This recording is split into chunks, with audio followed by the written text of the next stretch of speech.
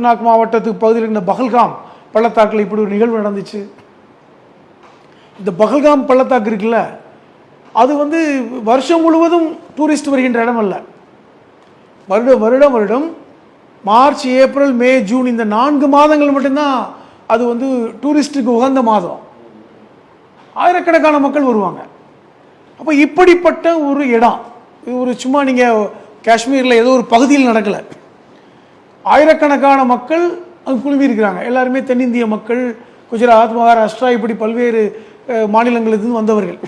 அங்கே இந்த 4 தீவிரவாதிகள் 15 நிமிஷம் கடன்னு சுட்டு 28 பேர் கொல்லப்பட்டு 20க்கும் மேற்பட்டவர்கள் இப்படி ஒரு துயரமாக இன்னைக்கு உயிருக்கு போராடிட்டு இருக்காங்கன்னா, இது ஒரு நிர்வாக சீர்கேடு எல்லாமே இல்லைன்னா இன்னைக்கு இது ஒரு பெரிய ஷாக்கிங் தான். நீ சொன்னீங்கல்ல, இதை ஒட்டுமொத்தமாக கட்சி சார்பற்று எல்லா கட்சியும் பெரிய கண்டனம் தெரிவிச்சிருக்காங்க.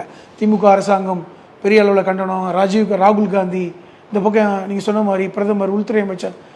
இது ஒரு துயரமான சம்பவம் 2019க்கு அப்புறம்.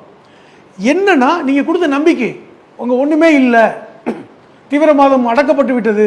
இந்த அளவு நம்பிக்கை கொடுத்துருக்கிறவங்க பாதுகாப்பும் கொடுத்துருக்கணும். அதைத்தான் சொல்ல வர்றேன்.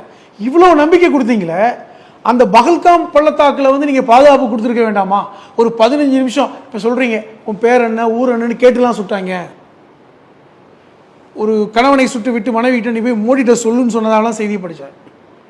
அந்த அளவுக்கு நேரம் கிடைச்சதா அவங்களுக்கு? தீவிரவாதிகளுக்கு 4 பேர்களுக்கு கூப்பிட்டு பேசினாங்களா? அதில் செத்தவர்கள் எல்லா மதத்தை சார்ந்தவர்கள் இருக்காங்க, எல்லா மாநிலத்தை சார்ந்தவர்கள் இருக்காங்க.